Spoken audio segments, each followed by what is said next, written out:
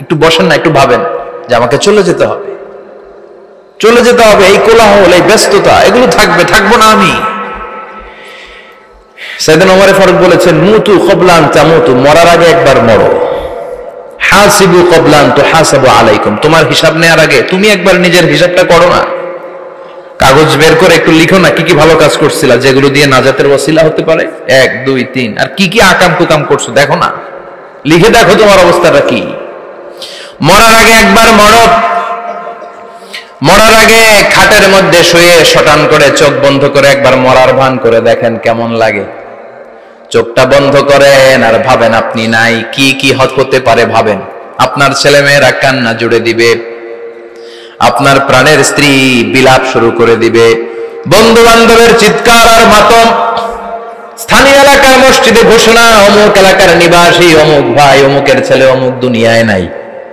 সব আত্মীয়রা চলে আসবে, ফেসবুকে স্ট্যাটাস দেয়া হবে, সবাই সবাইকে জানাবে বিকাল 4টায় অমুক হাই স্কুল ময়দানে আপনার জানাজা। ছুটে আসবে, সবাই ছুটে আসবে আপনাকে শেষ বিদায় দিতে, গুড বাই জানানোর জন্য, আল ওয়াদা, বিদায় জানাতে আসবে সবাই। 4 তাকবীর দিয়ে আপনার জানাজা হবে, অশ্রুসিক্ত জানাজায় আপনার বিদায় হবে। কাঠের খাটিয়ার মধ্যে করে কাঁধে তুলে আপনার কবরে নেওয়া হবে, আগে থেকে খুঁড়ে রাখা কবরটার মধ্যে আপনারে বিছিয়ে দেয়া হবে, বাঁশের কচি দিয়ে তার উপরে মাটির চাপা দিয়ে সব চলে যাবে। ভাবেন না একবার চোখ বন্ধ করে, this is the circle of life, this is the nature of life. এটা সবার হবে, আমার হবে, আপনার হবে। এত মায়া, এত ভালোবাসা কই যাবে? কেউ থাকবে না, সবাই আপনার অন্ধকার কবরে রেখে দিয়ে চলে আসবে। উপরে বাঁশের কঞ্চি, তার উপরে মাটির চাপা, অন্ধকার আর অন্ধকার। এই অন্ধকার যেন শেষ হতে চায় না, শুধুই অন্ধকার, ঠিক কিনা? এজন্য আমাদের চলে যেতে হবে। দাদা গেল, চাচা গেল, মামা গেল, আমাদেরকেও যেতে হবে, জোরে কোন ঠিক কিনা? একদিন মাটির ভেতরে হবে ঘরে মন আমার, কেন বন্ধ দালান ঘর, প্রাণ পাখি উড়ে যাবে পিঞ্জর ছেড়ে,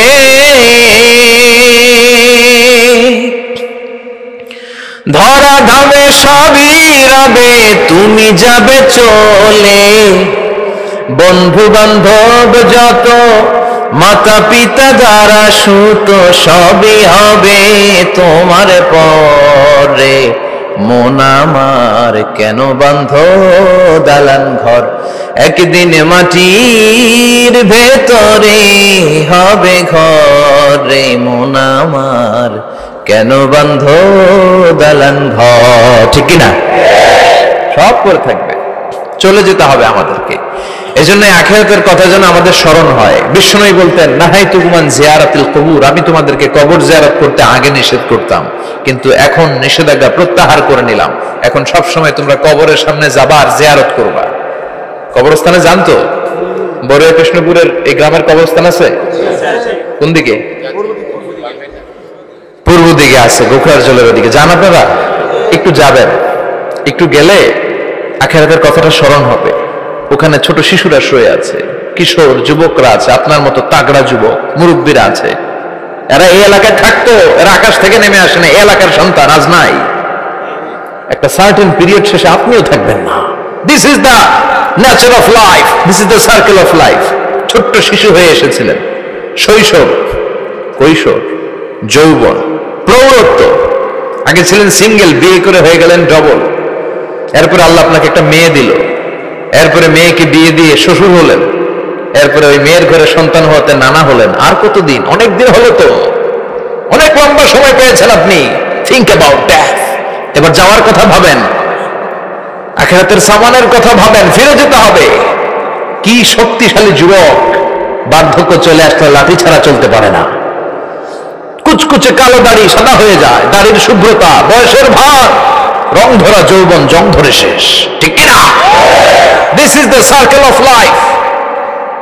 যুবক ভাই, এটাই জীবন, চলে যেতে হবে, কেউ থাকতে পারবে না, ঠিক কিনা?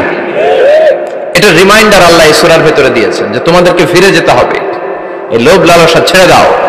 রব্বুল আলামিন বলেন, আলহাকুমুত তাকাসুর হাত্তা যুরতুমুল মাকাবির ও গোলাম, দুনিয়ার সম্পদ, লোভ লালসা তোদেরকে পাগল বানিয়ে দিয়েছে।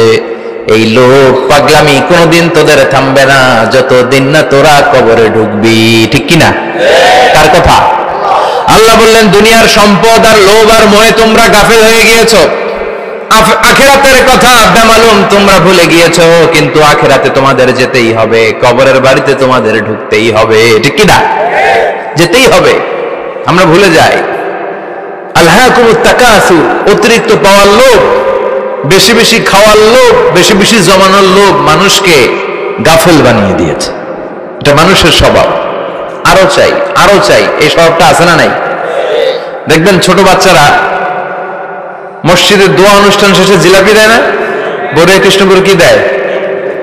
আগে বাতাসা দিত না, এখন কি দেয়? জিলাপি দেয়, মিষ্টি দেয়।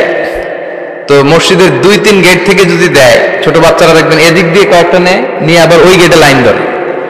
ওর হাত হলো ছোট হাত, ওর হাত ভর্তি জিলাপি, আর নেওয়ার জায়গা না, এরপর আরেক জায়গায় লাইন ধরছে। আরো লাগবে, আরো লাগবে, এই আরো আরো আরো চাই, এই স্বভাবটাই মানুষকে কুড়ে কুড়ে শেষ করে দিয়েছে। এত লাগবে কেন তোমার? চাহিদার কোনো শেষ নাই। Unlimited demand of human being. যার আছে বেশি তার চাই বেশি। যার সাইকেল আছে তার হোন্ডা চাই, হোন্ডা আছে তো প্রাইভেট কার চাই, প্রাইভেট কার আছে তো প্লেন চাই, প্লেন আছে তো হেলিকপ্টার চাই, হেলিকপ্টার আছে তো ওইটা চাই, ওইটা আছে তো সেটা চাই। ঠিক কিনা? এলাকার মেম্বার যে হয়েছে চেয়ারম্যান হতে চায়, আছে না নাই? চেয়ারম্যান সাহেব এমপি হতে চায়, আছে না নাই? এমপি সাহেব মন্ত্রী হতে চায়, আছে না নাই? মন্ত্রী সাহেব প্রধানমন্ত্রী হতে চায়, আছে না নাই?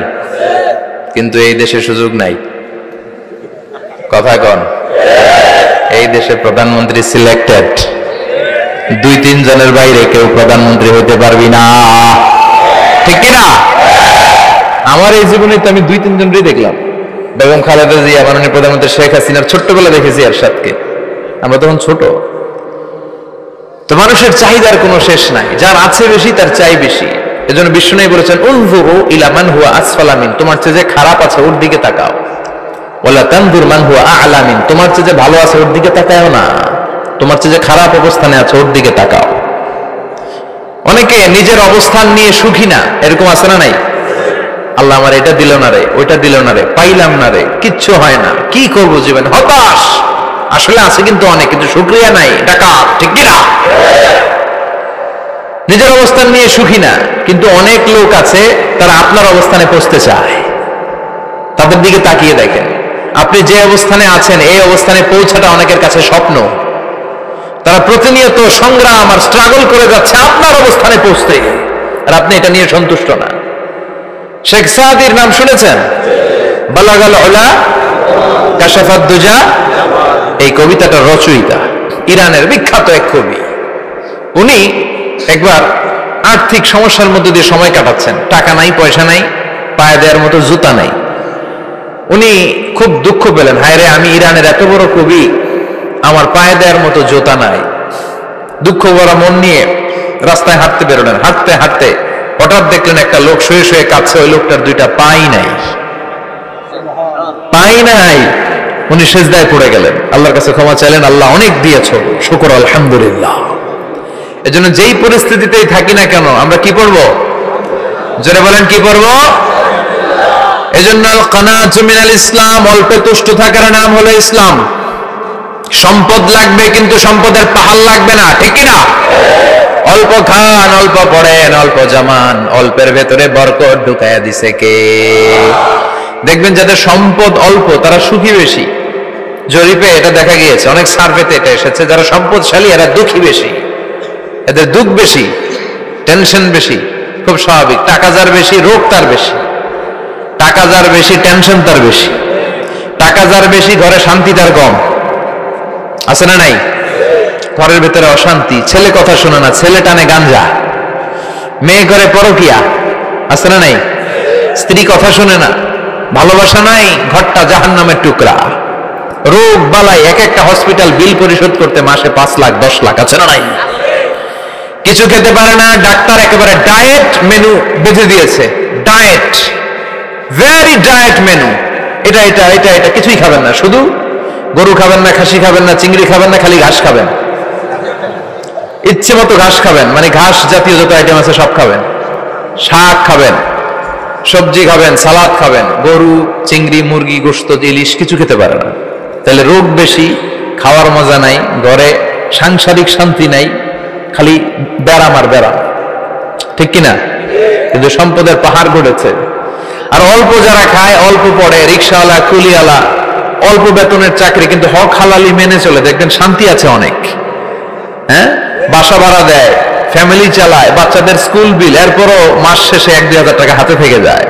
আর ওর প্রতি মাসে 10 কোটি টাকা ইনকাম, তারপরও ব্যাংকের ঋণ আছে না নাই? সুখ কারে বলে? কিভাবে আপনি সুখকে ডিফাইন করবেন? সুখ তো টাকায় কিনা যায় না, শান্তি টাকা দিয়ে হয় না, শান্তি দেওয়ার মালিক কে? শান্তি আছে অল্প খেয়ে শুকর করার মধ্যে, শান্তি আছে আলহামদুলিল্লাহর মধ্যে, চিল্লায় বলেন ঠিক কিনা? এজন্য অল্প খাবো, অল্প পড়বো, অল্প জামাবো, অল্পের ভেতরে বরকত দিয়েছে কে? দেখেন ধনী ভাইরা খেতে পারে না, কিন্তু রিক্সাওয়ালার কি সমস্যা হয়? রিক্সাওয়ালারা সব খেতে পারে, কুলিওয়ালা, দিন মজুর, এরা একেবারে স্লিম সুঠাম দেহি, মেদহীন পেট, পেটে কোনো মেদ নাই, ভুড়ি নাই। আর কোটিপতিদের মেদ আছে না নাই? এত বড় বড় পেট, ঠিক কিনা? আমাদেরও পেট আছে, তবে হালাল পেট, এটা হারাম টাকা দিয়ে এই ভুড়ি বানাই নাই আমরা, ছেলে বলেন ঠিক কিনা? রিক্সাওয়ালা, কুলিওয়ালা নিজেও নামাজ পড়ে, বউও নামাজ পড়ে, বাচ্চাটাও নামাজ পড়ে, রিক্সা চালায় আর জিকির করে লা ইলাহা